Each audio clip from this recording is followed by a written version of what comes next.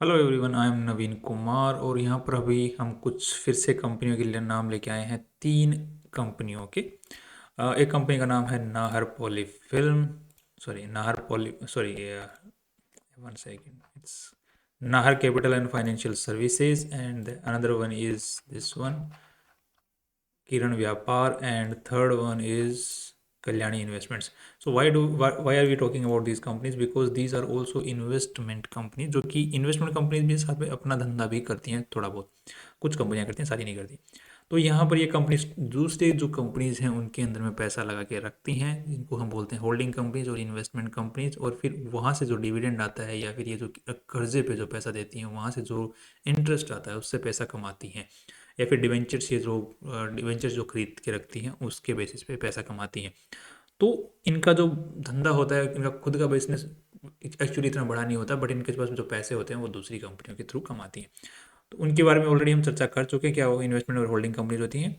अब इनके बारे में बात करते हैं। तो ये जो पर्टिकुलर कंपनीज हैं, जैसे नाहर कैपिटल की अगर बात करें तो ये 307 के प्राइस पे चल रही है। 976 का प्राइस इसका बुक वैल्यू है। दैट मीन्स कि ये 3.5 गुना नीचे चल रही है आज के दिन, अगर देखा जाए तो अपने जो बुक वैल्यू का प्राइस है उसके मुकाबले। अब पॉइंट ये है कि ये जो कंपनी का जो इन्वेस्टमेंट है वो कहाँ पर है। तो इसका जो इन्वेस्टमेंट है म्यूचुअल फंड के अंदर में भी है, लगभग 132 करोड़ रुपए के आसपास में। गवर्नमेंट सिक्योरिटीज़ के अंदर में थोड़ा बहुत है, ज़्यादा नहीं है। डेट सिक्योरिटीज़ में इस कंपनी का इन्वेस्टमेंट बिल्कुल है।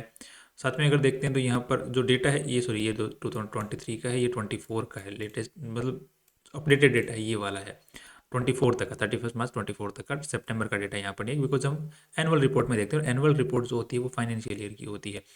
अब यहाँ पे म्यूचुअल फंड में इतना पैसा लगा पड़ा है, एंड टोटल ये इतना हुआ, ये इतना, ये इतना, ये इतना। सो इक्विटी इंस्ट्रूमेंट्स के अंदर में जो मेनली लगा हुआ है that is this one. Subsidiaries and associates की अगर हटा देते हैं तो अदर ग्रुप कंपनीज के अंदर में जो पैसा है वो इतना लगा हुआ है, 154 करोड़ रुपीज़।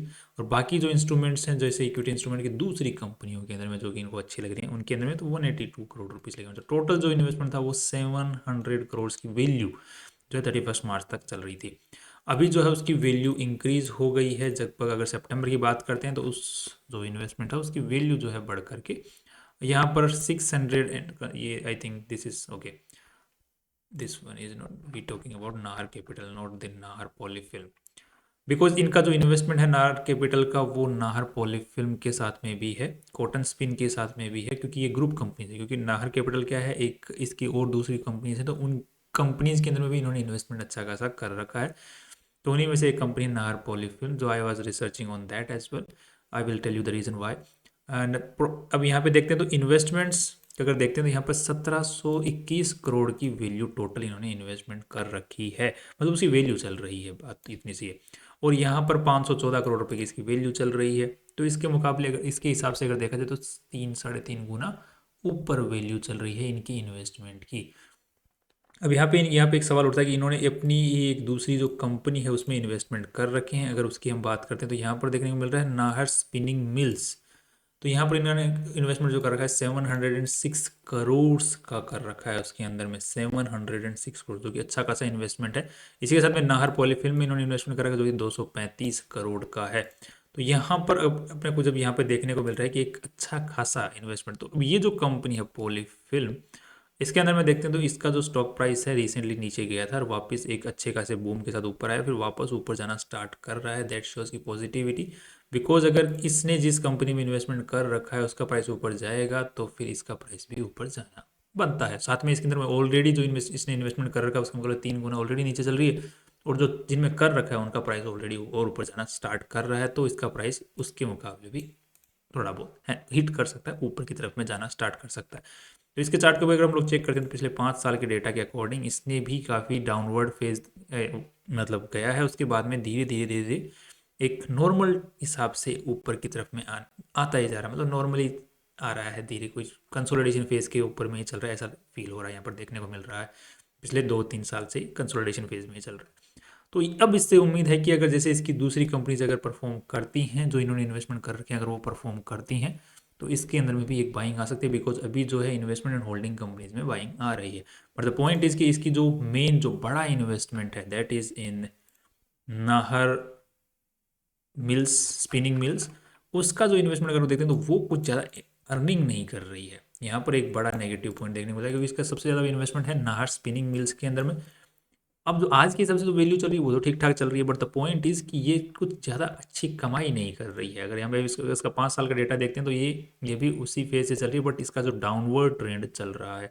तो मार्केट को एक डर भी है कि इसने जिस इन्वेस्टमेंट, जो बड़ा इन्वेस्टमेंट है उस कंपनी, अगर स्टॉक प्राइस नीचे जाएगा तो इसका इन्वेस्टमेंट का वैल्यू भी नीचे जाएगा, तो वो डर की वजह से जा भी नहीं रहा है। बट जो ओवरऑल वैल्यू है वो 3 गुना कम चल रही है, तो वो उस चीज़ को काउंटर कर लेगा कहीं ना कहीं, ऐसी उम्मीदें हैं। अब यहाँ पे इसके रिजल्ट की अगर नेगेटिव में जा रहे हैं तो कोई उम्मीद है वापस ऊपर आने की, तो यहाँ पर अगर रेवेन्यू को चेक करते हैं तो रेवेन्यू ठीक है, नेट प्रॉफिट्स को चेक करते हैं तो नेट प्रॉफिट्स मतलब पिछले ज़्यादा नेगेटिव थे, अभी थोड़े से कम नेगेटिव है। रेवेन्यू बढ़े हैं तो नेट प्रॉफिट बढ़े हैं। बाकी इसके ऊपर में जो है इंटरेस्ट, थोड़ा सा कर्जा बढ़ गया जिसकी वजह से इंटरेस्ट बढ़ गया है, और साथ में डेप्रिसिएशन चार्ज भी बढ़ गया क्योंकि इन्होंने इन्वेस्टमेंट किया है। तो दैट शोज़ कि हाँ थोड़े टाइम अभी इसको वक्त लग सकता है पॉजिटिविटी दिखने के अंदर में, बट इतना नीचे चला जाए कि उसके जो 3 गुना जो कम वैल्यू चल रही है उसके भी नीचे चला जाएगा, उतना नहीं बन देख मतलब होता हुआ नहीं दिख रहा है। सो हम लोग इसके अंदर में लॉन्ग टर्म का व्यू बना के चल सकते हैं। सो नाहर कैपिटल यहाँ पर एक अच्छा बाय, मतलब बाय तो मैं नहीं बोलता, कभी मैं नहीं बोलता कि इन्वेस्टमेंट करो, मैं सिर्फ आपके सामने एनालिसिस रखता हूँ। बाकी आपको लगता है कि हाँ ये कंपनी अच्छी है भाई, मुझे थोड़ा बहुत पैसा लगाना चाहिए, लगा सकते हो, कोई दिक्कत नहीं, अपने हिसाब से रिसर्च करके। राइट, मैं आपके सामने बस एक प्रेजेंट कर देता हूँ एक चीज़। दूसरी कंपनी जो है किरण व्यापार नाम से एक कंपनी है, जो कि सिमिलर सा ही काम करती है, investment and holding company type का। इसका जो वैल्यू चल रहा है 735 का चल रहा है, जिसकी इसकी बुक वैल्यू है, और 265 के पास में चल रहा है, तो ये भी लगभग 3 गुना नीचे चल रहा है। अब इसके जो इन्वेस्टमेंट कर रखे हैं उनकी अगर बात करते हैं तो मोस्टली इसने भी पोर्टफोलियो मैनेजर्स के थ्रू इन्वेस्टमेंट कर रखा है, प्रेफरेंशियल शेयर्स के थ्रू इन्वेस्टमेंट कर रखा है। अब यहाँ पे देखने को मिल रहा है कि इसका जो इन्वेस्टमेंट है मोस्टली एसोसिएट कंपनीज के अंदर में, जो कि अनकोटेड है, ध्यान रखना अनकोटेड। कोटेड का अगर इसका देखते हैं तो इसने 142 करोड़ रुपीस का इन्वेस्टमेंट जो है कोटेड के अंदर में, बाकी मोस्टली अनकोटेड। सो बेसिकली अगर देखा जाए तो इसके अंदर में जो इसने टोटल इन्वेस्टमेंट कर रखा है उसका लगभग 500 करोड़ के आसपास में ही कोटेड के अंदर में देखने को मिल रहा है। बाकी जो है वो म्यूचुअल फंड के थ्रू भी है थोड़ा बहुत, यहाँ पे 76 करोड़, तो लगभग 500-600 करोड़ के आसपास में मान के चल सकते हैं। बाकी अनकोटेड में अच्छा खासा इन्वेस्टमेंट है, तो इसकी जो वैल्यू चल रही है बुक वैल्यू, ये अनकोटेड के वहाँ से ज़्यादा है कोटेड के मुकाबले। तो इसकी असली वैल्यू निकाल पाना कि ये उतने ऊपर चल जा सकता है कि नहीं, क्योंकि एक्चुअली चल रही है कि नहीं चल रही है वो पता कर पाना थोड़ा मुश्किल है। इसकी वजह से मैं इसको ज़्यादा इतनी वैल्यू नहीं दूंगा, बिकॉज किरण व्यापार ये ठीक है शेयर। इसका अगर हम लोग चार्ट को चेक करते हैं तो यहाँ पे चार्ट भी इसका ठीक ठाक चल रहा है, ऊपर की तरफ में भाग रहा है। बट द पॉइंट इज कि इसका मोस्ट ऑफ द इन्वेस्टमेंट जो है वो अनकोटेड शेयर्स में है, एसोसिएट्स कंपनीज के अंदर में है। सो उस रीज़न की वजह से मैं इसको थोड़ा सा वो नहीं मानता हूँ कि इसमें कुछ वैल्यू है। बाकी इसका पी रेशियो काफ़ी अच्छा है, 8.77 का पी रेशियो, दैट मीन्स कि this company is earning very good. तो पी रेशियो के हिसाब से इसको अगर वैल्यू दी जाए तो पी रेशियो के हिसाब से इसको अच्छी वैल्यू दी जा सकती है। इसीलिए इसका जो स्टॉक प्राइस है सिर्फ पी रेशियो कमाई के हिसाब से इसका जो स्टॉक प्राइस है वो ऊपर की तरफ में भागता हुआ दिख रहा है। तो if you want to invest in this company you can go for it based on the P ratio. और आपको लगता है कि इसकी जो अनकोटेड स्टॉक्स की जो प्राइस है ऊपर जाएगी ही, और तो फिर इसकी भी ऊपर जाने के चांसेस बन सकते हैं।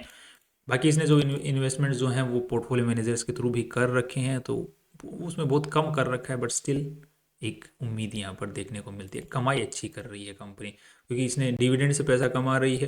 राइट, क्योंकि अनकोटेड कंपनियां जो हैं वो भी कहीं ना कहीं तो बिजनेस तो कर ही रही हैं, डिविडेंड तो वो भी देती हैं। इसके मतलब ये थोड़ी है कि जो स्टॉक मार्केट लिस्टेड कंपनियां सिर्फ वही डिविडेंड देती हैं, तो प्राइवेट कंपनियां वो भी डिविडेंड देती हैं, सारी कंपनियां डिविडेंड देती हैं अगर उनको देना होता है तो ये उन तरीकों से पैसा कमा रही है, डिविडेंड से अच्छा खासा पैसा कमा रही है, इंटरेस्ट से पैसा कमा रही है। So this is earning. So if you think P ratio के हिसाब से वैल्यू अच्छी बन रही है you can invest.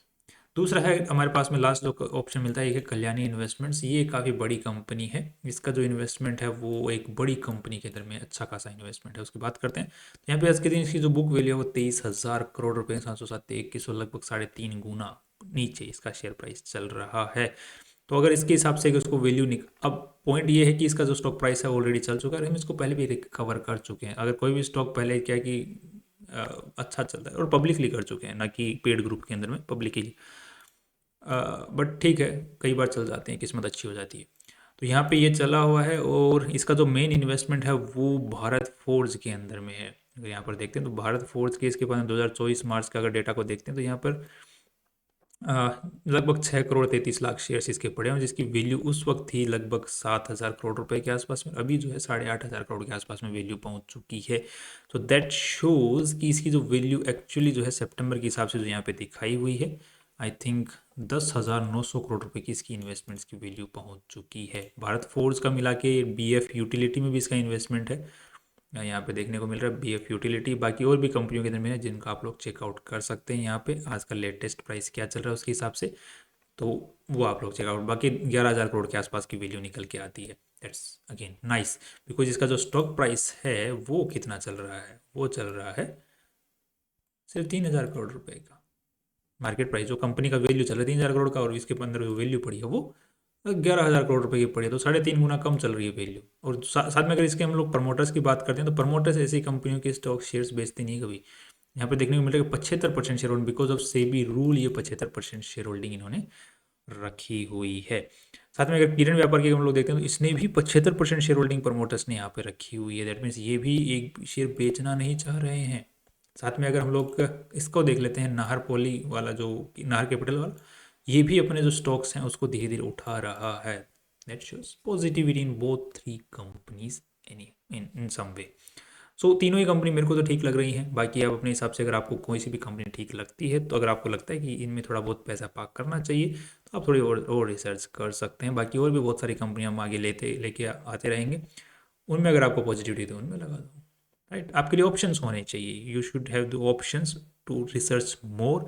And if you have any questions about these companies की, हमको इस पर्टिकुलर डेटा में थोड़ा सा वो डाउट हो रहा है, तो यू कैन ऑलवेज कमेंट।